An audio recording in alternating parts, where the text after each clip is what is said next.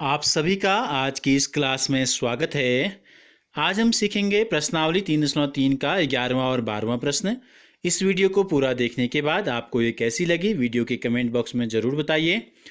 अधिक से अधिक विद्यार्थियों तक इसे पहुंचाने के लिए शेयर कीजिए और हमसे जुड़े रहने के लिए चैनल को सब्सक्राइब कर बेल आइकन को जरूर प्रेस कीजिए। प्रश्नावली 3.3 का 11वां प्रश्न है। आकृति में यह आकृति आपको दी गई है। ABCD एक चतुर्भुज आपको दिखाई दे रहा है। एक कोण इसका दिया गया है, कोण B बराबर 120 अंश। हमको ज्ञात करना है कोण C। हमें कोण C ज्ञात करना है। ये कोण जो है ये कितना होगा हमें ये बताना है। यदि शर्त क्या दी गई है, AB और DC, ये भुजा देखो AB और ये भुजा DC एक दूसरे के समांतर हैं।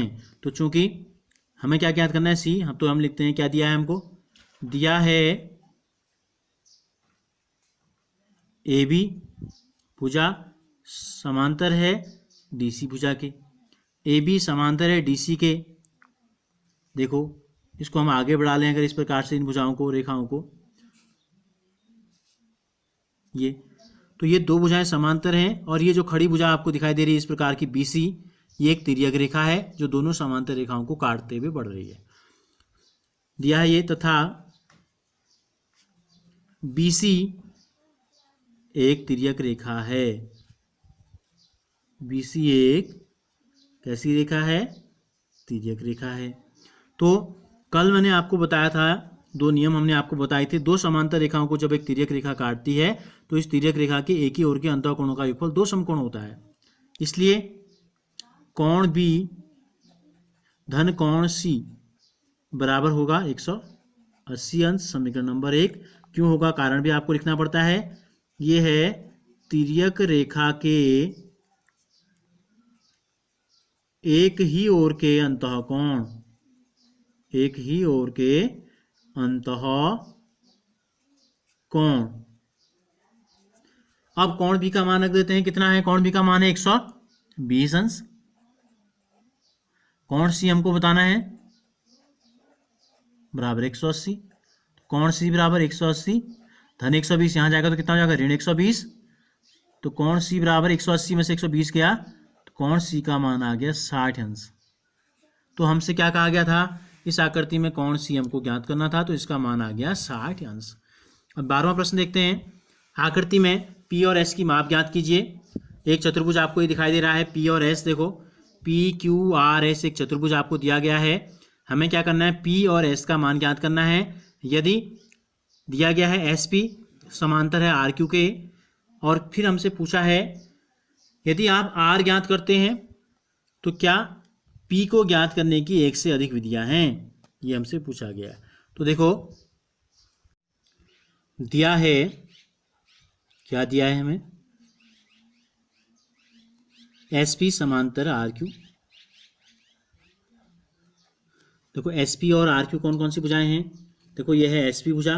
हम क्या करते हैं, इसको आगे बढ़ा देते हैं इस प्रकार से,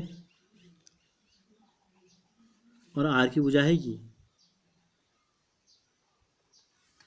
अब आप, और ये दो हो गई तिर्यक रेखाएं। देखो SR भी क्या है, इन दोनों समांतर रेखाओं को काटते हुए आगे बढ़ रही है। तो हमने क्या कर दिया, ऐसे हमने ड्रॉ कर दिया। देखो ये तिर्यक रेखा हो गई और ये भी एक तिर्यक रेखा है, इसको भी हम आगे बढ़ा देते हैं। तो ये दो SP RQ, ये दो क्या हैं, समांतर रेखाएं हैं। और अगर हम पहले इसको देख लें, QR एक क्या है, QP एक तिर्यक रेखा है, तो लिख देंगे दिया है वो, यहाँ लिख लेते हैं PQ व SR दो तिर्यक रेखाएं हैं। दो क्या हैं, तिर्यक। दिया तो हमको इतना ही है, ठीक है, हमने ये रचना के द्वारा हमने देखा, ये रेखाएं हैं। इसलिए जैसे कि मैंने आपको प्रश्न नंबर 11 में बताया, दो समांतर रेखाओं को जब एक तिर्यक रेखा काटती है तो कोण P धन कोण Q कितना हो जाएगा, कोण P धन कोण Q बराबर हो जाएगा 180। समीकरण नंबर 1, कारण वही जो मैंने आपको पहले बताया, क्या था, तिर्यक रेखा के एक ही ओर के अंतःकोण मिलके क्या बनाते हैं, हमेशा दो समकोण बनाते हैं। तो P और Q का मान तो दिया है 180, P हमको बताना है। क्यू की जगह रख देते हैं 130, क्यू का मान दिया है 130, दोनों को जोड़ के आएगा 180।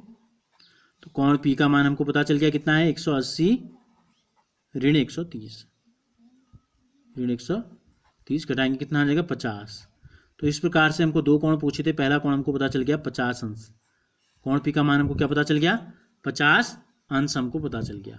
दूसरा हमसे पूछा है कोण एस, तो एस कहाँ है, यहाँ पर एक एस बन रहा है इधर इस कोने में यहाँ पर। तो उसी प्रकार ये भी एक तिर्यक रेखा है, तो आर धन एस 180। इसी प्रकार का मतलब ये है कि जो नियम हमने यहाँ लगाया था वही नियम यहाँ भी लागू हो रहा है, इसको दोबारा लिखने की जरूरत नहीं है। कोण एस धन कोण आर बराबर 180। एस का मान हमें पता नहीं है, लेकिन देखो आर का मान क्या है, क्या बनाया गया है यहाँ पर, ये चिन्ह क्या दर्शाता है, हमने आपको पहले ही बताया, इसको बोलते हैं 90 अंश। इसका मतलब क्या होता है, ये 90 अंश का कोण यहाँ पे बन रहा है, समकोण होता है, इसका अर्थ होता है समकोण। तो प्लस 90 बराबर 180 हो गया। तो क्या कर लेंगे, कोण एस का जो मान आएगा क्या आ जाएगा, कोण एस का जो मान हो जाएगा 180 ऋण 90, 180 में से 90 घटाएंगे कितना आएगा 90 अंश।